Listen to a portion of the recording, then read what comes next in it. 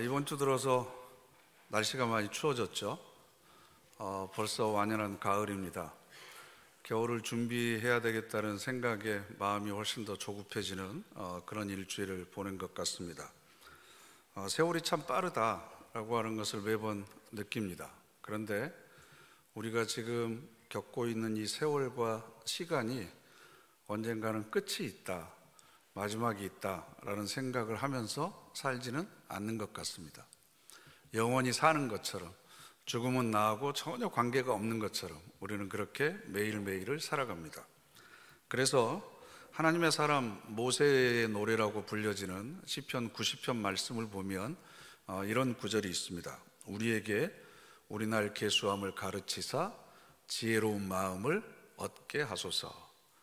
우리가 이 땅에서 살아갈 수 있는 날을 계산할 줄 아는 마음, 언젠가는 내 인생의 끝이 있고 마지막이 있다고 하는 걸 준비할 줄 아는 마음, 이게 바로 지혜의 마음이다 라는 겁니다.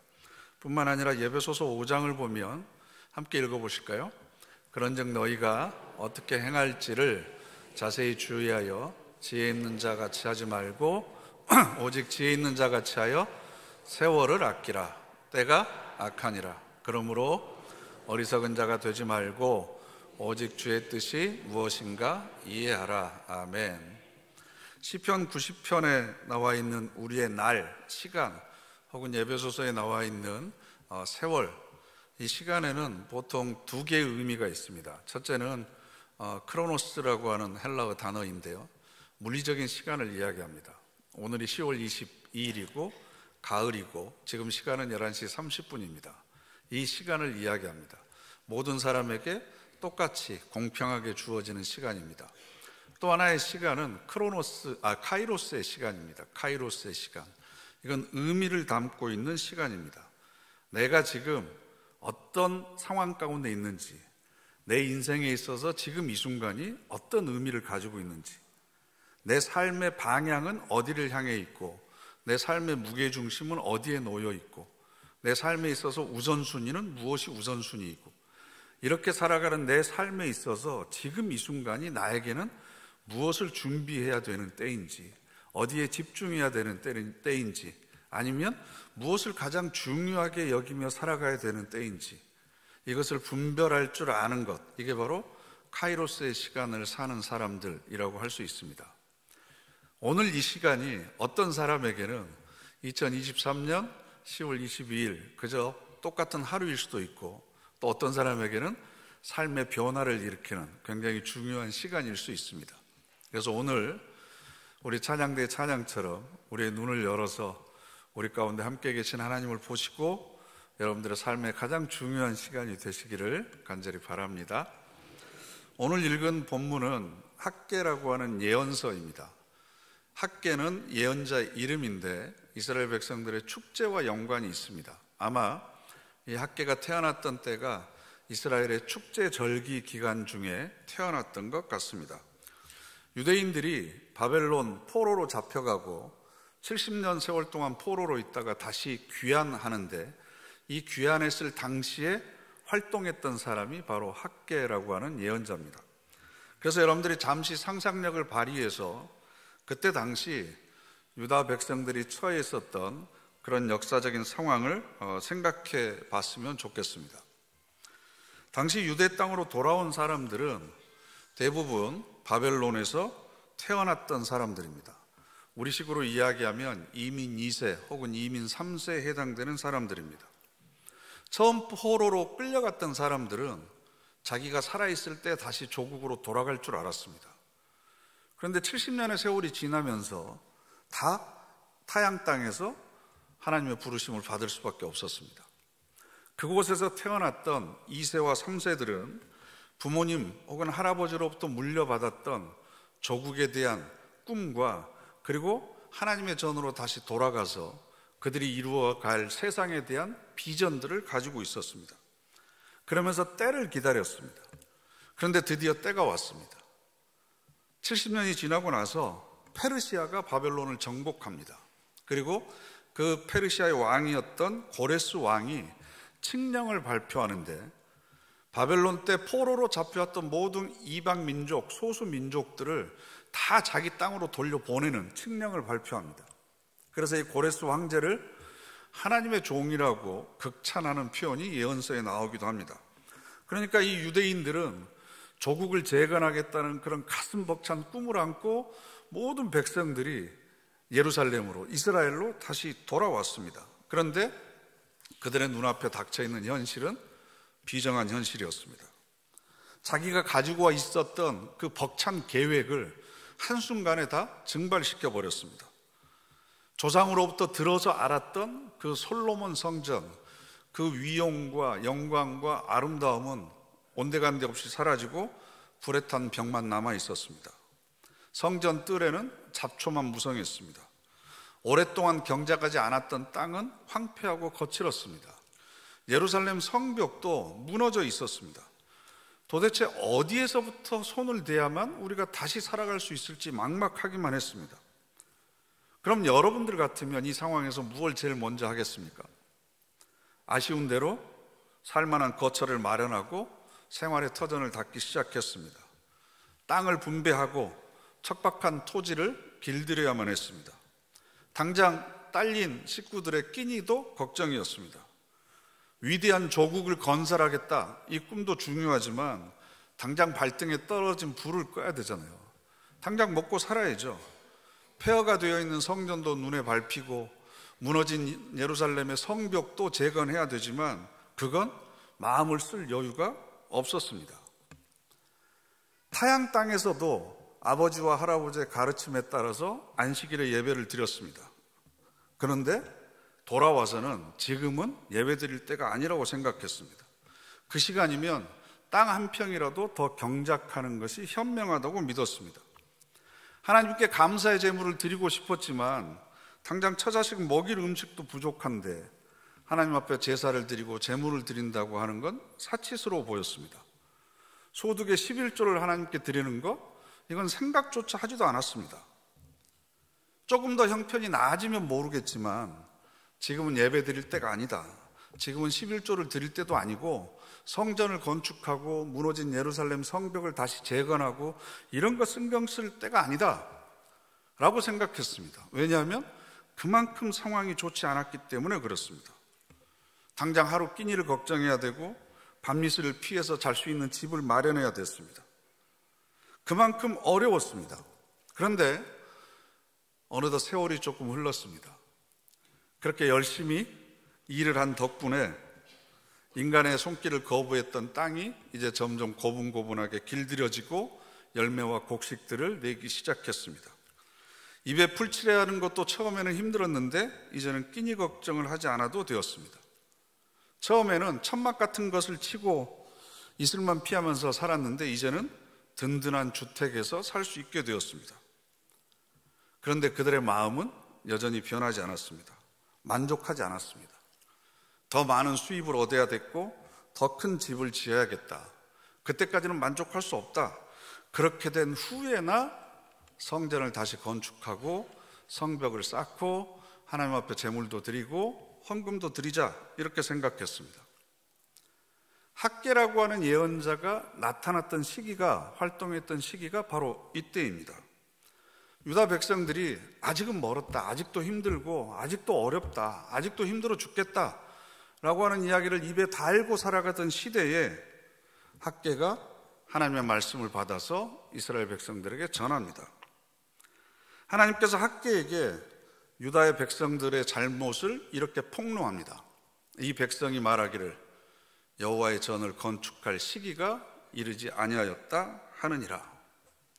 시기를 모른다, 때를 잘 분별하지 못한다라는 겁니다. 지금 현재 우리의 삶에 적용해서 말씀을 드리면 내 삶의 우선순위가 정해져 있지 않았다는 거죠. 대부분의 사람들이 나에게 급한 일을 해결하느라고 정신이 없습니다. 내 삶에 있어서 정말 중요한 일이 무엇인지를 분별하지 않습니다. 여러분의 삶에 정말 중요한 일이 뭐라고 생각하십니까? 그 중요한 일을 이루기 위해서 여러분들의 시간과 에너지와 열정을 어떻게 지금 투자하고 계십니까? 우리는 하나님의 성전이 있잖아요. 이렇게 예배 드릴 수 있는 곳이 있으니까 우리하고는 별로 상관이 없는 말씀입니다 라고 생각하시겠습니까? 여기서 여호와의 전, 성전이라고 하는 곳은 내가 가장 중요하게 생각하는 겁니다. 내 삶의 지성소를 이야기합니다. 내 삶의 무게중심, 내 삶의 방향, 내가 매일 살아가면서 결정하고 선택하는 것의 기준, 이것이 과연 무엇을 중심으로 해서 이루어지고 있느냐라는 것을 지금 물어보고 있는 겁니다. 이스라엘 백성들은 지금은 돈을 더 많이 벌어야 되는 때라고 생각했습니다. 삶의 기반을 더 다져야 되는 때라고 생각했습니다. 조금 더 여유롭고 풍요로운 생활을 위해서 준비하고 노력해야 될 때라고 생각했습니다. 하나님의 성전을 생각하고 조국을 생각하고 가난한 이웃들을 생각하는 것, 그것은 아직은 때가 아니다라고 생각을 했던 거죠. 그래서 조금만 더 지나면 성전을 지을 때가 올 거고 예루살렘 성벽을 재건할 때도 올 거고 하나님 앞에 마음껏 드리면서 예배할 때가 올 거다라고 생각했습니다. 근데 하나님께서는 학개를 통해서 이제는 때가 되었다. 아니, 때가 벌써 지났는데 너희들은 아직도 탐욕에 빠져 있다. 그러면서 스스로를 속이고 있다. 너희들 스스로는 속일 수 있지 모르겠지만 만군의 여호와를 속일 수는 없다라는 겁니다. 그러면서 4절 말씀을 보면 이 성전이 황폐하였거늘 너희가 이때 판벽한 집에 거주하는 것이 옳으냐? 하나님의 성전은 무너져서 여전히 잡초와 돌덩이만 뒹굴거리고 있는데 너희는 판벽한 집이라고 하는 건 판자로 벽을 만든 집이거든요. 그러니까 요즘 생각하면 판잣집이네 이렇게 생각하실지 모르겠지만 이스라엘 백성들은 장막이라고 그래서 텐트 같은 곳에 보통 살았잖아요. 근데 판자로 벽을 만들었다고 하는 것은 목조 주택을 지었다는 겁니다. 굉장히 고급스러운 집에서 살고 있었다는 겁니다. 그러면서도 하나님의 성전은 황폐하게 계속해서 방치했습니다. 5절과 6절에 있는 말씀 우리 다 같이 함께 읽어보실까요? 그러므로 이제 만군의 여호와가 너희는 너희의 행위를 살필지니라. 너희가 많이 뿌릴지라도 수확이 적으며 먹을지라도 배부르지 못하며 마실지라도 흡족하지 못하며 입어도 따뜻하지 못하며 일꾼이 싹쓸 받아도 그것을 구멍 뚫어진 전대에 넣음이 되느니라. 너희는 너희의 행위를 살필지니라. 지금 어떤 삶의 태도를 가지고 살아가고 있는지, 너희들의 삶의 방향과 삶의 무게중심이 어디에 놓여 있는지 너희들의 행위를 살펴보라 라는 겁니다. 9절과 10절 말씀도 함께 읽어보실까요? 너희가 도리어 적었고 너희가 그것을 집으로 가져갔으나 내가 불어버렸느니라. 이것이 무슨 까닭이냐? 내 집은 황폐하였을 때 너희는 각각 자기의 집을 짓기 위하여 빨랐습니다. 그러므로 너희로 말미암아 하늘은 이슬을 그쳤고 땅은 산물을 그쳤으며. 아멘. 유대인들은, 이스라엘 백성들은 하나님 더 많이 제가 좀 벌어야 되고 더 안정돼야 되니까 예배 드릴 시간이 없습니다 라고 이야기를 했는데 하나님께서는 너희들이 예배를 소홀히 했기 때문에 땀 흘려서 일해도 얻은 것이 별로 없다. 하나님 제가 좀 더 여유 있으면 성전 건축하겠습니다. 아니다. 성전을 폐허로 방치했기 때문에 너희들의 삶이 지금 황폐한 상태에서 벗어나지 못하고 있다. 하나님 제가 너무 바빠서 예배를 드릴 수가 없습니다. 아니다. 예배를 드리지 않았기 때문에 너희들의 삶의 중심이 무너지고 있다라는 겁니다. 제가 목회하면서 좀 힘들고 어려운 때가 이런 때인데요. 성도분들 중에 하던 일이 잘 풀리지 않고 경제적으로 어렵고 힘들어서 하나님 앞에 간절하게 매달리고 기도도 열심히 하고 그러다가 형편이 좀 나아져서 여유가 생기고 바빠지기 시작하면 예배를 소홀히 하고 신앙생활을 소홀히 하는 경우를 자주 봅니다. 솔직히 갈등이 생깁니다. 여러분, 성공하고 형통해서 하나님을 멀리하는 것과 어렵고 힘들더라도 하나님을 가까이 하는 것, 둘 중에 어느 것이 복이라고 생각하십니까? 전자입니까? 후자입니까? 그럼 제가 어떻게 기도해야 되겠습니까? 하나님, 주의를 지킬 수 있도록 그의 사업을 줄여주시고. 왜요? 주일날 빠지지 않도록 시간이 좀 여유롭게 해주시고 바쁘지 않게 해주시고 하나님을 간절히 찾을 수 있을 정도로 어려움을 허락해 주십시오. 성공과 형통이 오히려 하나님과 멀어지는 계기가 되지 않도록 그것을 믿음으로 받아들여서 하나님께 영광을 돌려드릴 수 있을 정도로 신앙이 성숙하지 못했으면 하나님 차라리 어렵고 힘들더라도 하나님을 가까이 할 수 있도록 해주십시오 라고 기도할 수밖에 없지 않겠습니까? 이 반응은 도대체 뭡니까? 제가 이렇게 기도하지 않도록 여러분들이 잘 선택하셨으면 좋겠습니다. 학개 예언자를 통해서 하나님께서 이스라엘 백성들의 불행의 원인이 어디에 있는지 정확하게 지적하고 계시는 거예요. 다 각기 사는 일에 바쁜 나머지 하나님께 드려야 될 시간을 범하고 하나님을 위한 공간을 폐허로 방치하고 하나님의 몫을 가로챘기 때문에 여전히 그렇게 힘들고 어려울 수밖에 없다라는 겁니다. 그러니까 이제는 아직 때가 아닙니다. 때를 핑계대지 말고 당장 일손을 멈추고 성전을 재건해라. 삶의 중심을 다시 바로 세워라. 때를 핑계대지 말고 안식일에 일을 멈추고 하나님께 예배하는 삶의 자리를 다시 마련을 해라. 때를 기다리지 말고 적은 수입에서조차 11조를 구별해서 바쳐라. 내가 사용할 수 있는 공간을 먼저 확보하고 꾸밀 것이 아니라 하나님의 공간을 먼저 내 삶 속에서 마련을 해라. 일하다가 남는 시간 바치지 말고 나에게 있어서 가장 중요한 시간을 먼저 하나님께 드리라는 겁니다. 쓰다가 남은 돈 중에 하나님께 드리지 말고 수입 위에서 가장 중요한 것을 먼저 하나님께 떼어서 드리라라는 겁니다. 그래서 우리들의 삶을 통해서 하나님이 내 삶에 있어서 가장 중요하십니다. 하나님이 내 삶의 중심에 있습니다. 하나님이 내 삶의 우선순위이십니다 라고 하는 것을 믿음으로 고백해라 라는 겁니다. 그럴 때 하나님께서 내 삶의 중심에 오셔서 내 삶에 역사하시는 겁니다. 점점 아멘 소리가 줄어들 걸로 예상을 했습니다. 마태복음 7장 12절 말씀 함께 읽어보실까요? 그러므로 무엇이든지 남에게 대접을 받고자 하는 대로 너희도 남을 대접하라. 이것이 율법이요 선지자니라. 아멘. 율법이요 선지자니라 라고 하는 말씀은 예수님 당시에 율법서와 선지자, 즉 예언서를 전부 합치면 우리 구약 성경의 약 3분의 2에 해당되는 분량입니다. 이 율법서와 예언서에 있는 말씀을 합쳐서 요약해서 한 줄로 이야기해 주십시오. 그러면 이거다. 그러므로 무엇이든지 남에게 대접을 받고자 하는 대로 남을 대접하라. 다시 앞에 7장 12절 말씀 보여주세요. 그러면 여기 이 남이라고 하는 글자에 여러 가지 대상을 우리가 대입해 볼 수 있습니다.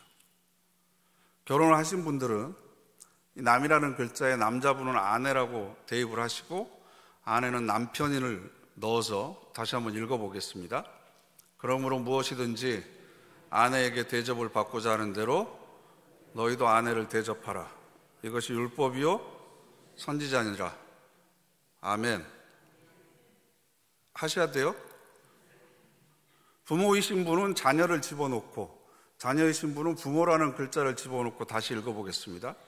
그러므로 무엇이든지 자녀에게 대접을 받고자 하는 대로 너희도 자녀를 대접하라. 이것이 율법이요 선지자니라. 아멘. 여러분들은 목사를 단어를 집어넣고 저는 교인이라는 단어를 집어넣고 읽어보겠습니다. 그러므로 무엇이든지 교인에게 대접을 받고자 하는 대로 너희도 교인을 대접하라. 이것이 율법이요 선지자니라. 저한테 대접받고 싶은 대로 먼저 저도 여러분에게 대접받고 싶은 대로 내가 먼저 여러분을 대접하는 것, 이게 율법서와 선지자 예언서를 핵심 복음이다라는 겁니다. 여기에 남이라고 하는 글자에 하나님을 대입해 보는 겁니다. 하나님. 다 같이 읽어보실까요? 그러므로 무엇이든지 하나님에게 대접을 받고자 하는 대로 너희도 하나님을 대접하라. 아멘. 하나님이 내 기도의 제목과 내 소원, 내 뜻을 들어주셨으면 좋겠습니다. 그러시죠? 그런데 우리는 하나님의 뜻이 무엇인지 알려고 하지도 않고 하나님의 뜻을 내가 들어드리려고 행동하지도 않습니다. 하나님에게 내가 가장 소중한 존재가 되고 싶습니다. 그런데 나에게 있어서 하나님은 항상 세 번째이거나 네 번째입니다. 가족이 먼저고 자녀가 먼저고 물질이 먼저고 그 다음에 하나님 생각해 주는 겁니다. 하나님께서 나의 물질적인 필요를 채워주시기를 간절히 원하지만 하나님의 일을 위해서 내 소유를 드리는 것에 대해서는 전혀 우리가 관심을 갖고 있지 않습니다. 내가 원하는 시간에 언제든지 하나님은 나를 찾아오셔서 내가 부르기만 하면 내 기도를 들어주시고 나를 응답해 주시기를 원하지만 하나님이 정해진 예배 시간에 하나님이 그 이름을 두시겠다고 약속하신 성전에 와서 예배 드리는 것에 대해서는 별로 중요하게 생각하지 않습니다. 중요한 일 다 처리하고 시간이 남으면 가는 겁니다. 나는 하나님한테 이렇게 대접받고 싶으면서 나는 하나님에게 그런 대접을 하지 않습니다. 이걸 뭐라고 그러는 줄 아세요? 도둑놈 심보라고 그럽니다. 우리가 그렇게 살아가고 있습니다. 바쁠수록 시간을 쪼개서 예배해야 되고 바쁠수록 기도해야 됩니다. 바쁠수록 우리가 실수하기 쉽습니다. 11조헌금도 마찬가지입니다. 어려운 때일수록 적은 금액일수록 작정해서 드려야만 그것이 경건의 연습이고 영적 성숙을 위한 훈련이 되는 겁니다.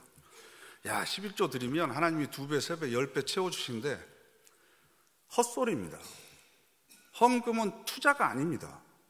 이만큼 드려서 더 많은 것을 하나님으로부터 받기 위해서 우리가 투자하는 것이 아니고 이미 받은 은혜와 축복에 대한 감사의 표현이고 사랑의 표현인 겁니다. 더 많은 것을 드리고 싶어서 안타까워하는 마음으로 이것밖에 드리지 못하는 그런 안타까운 마음으로 하나님 앞에 드리는 겁니다. 내 보물이 있는 곳에 너의 마음이 있다 그랬습니다. 자본주의 시대를 살아가는 우리들에게 있어서 가장 큰 보물은 돈입니다. 우리의 물질이 있는 곳에 우리의 마음이 있습니다.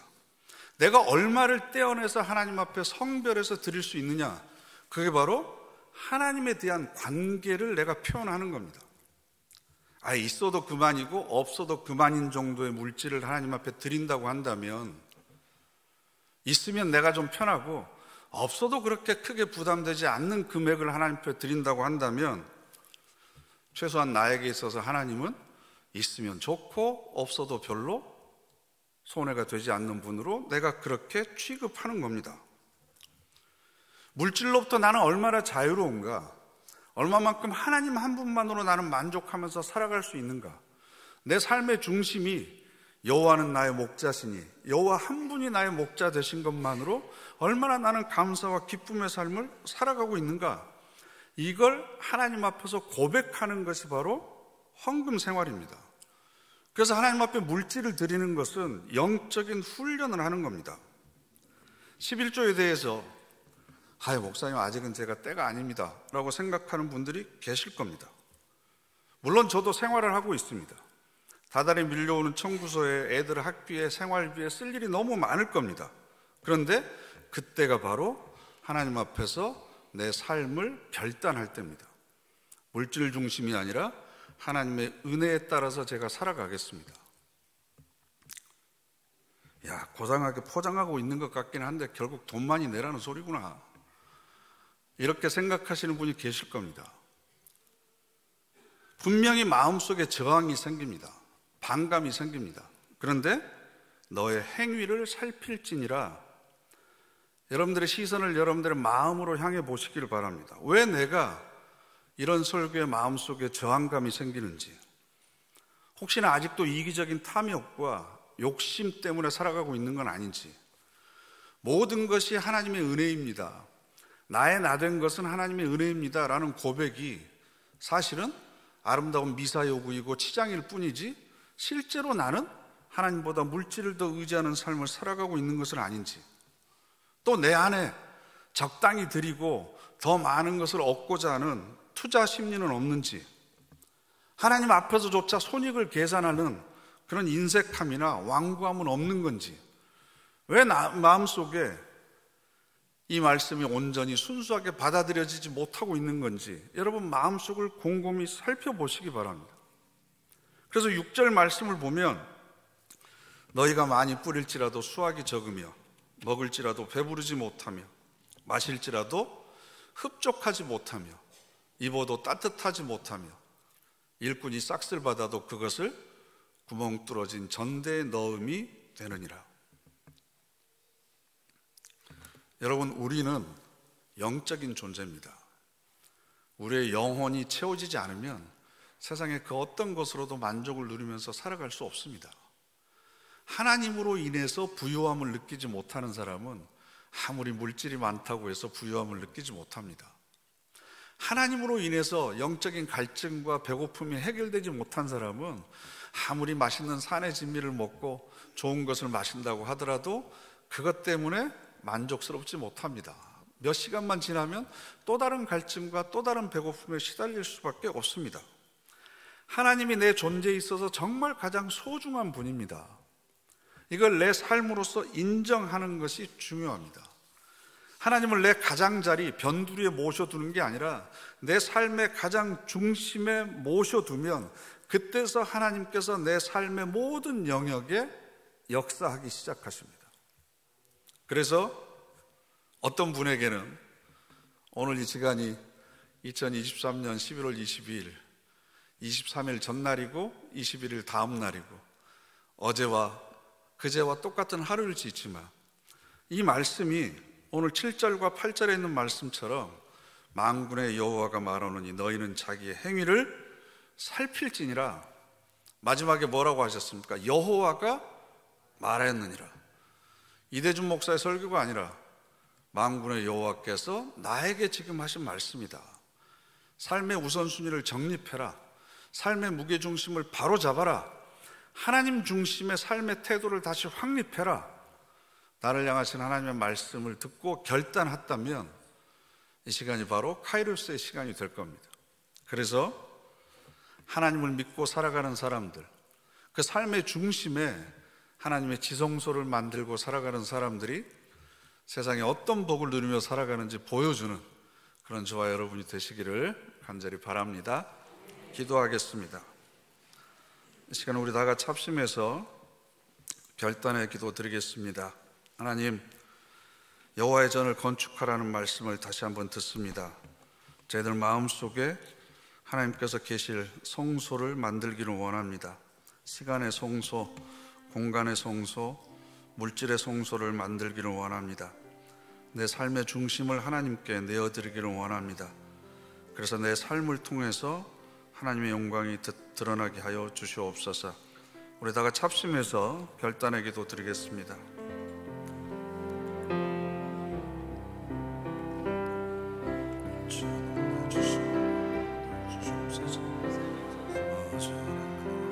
저희들의 삶을 사로잡기를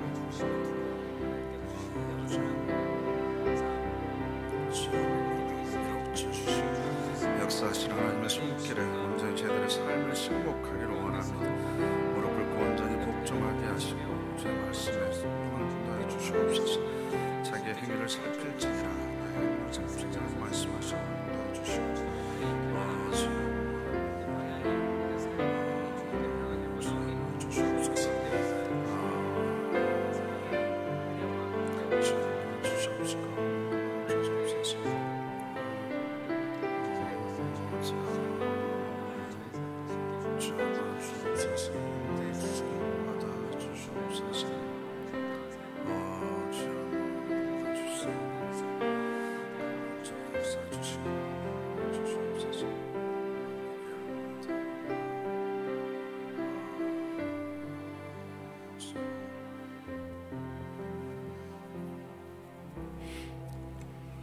거룩하신 하나님, 여호와가 나의 목자이며 내 삶의 주인이심을 삶을 통해 고백하기를 원합니다.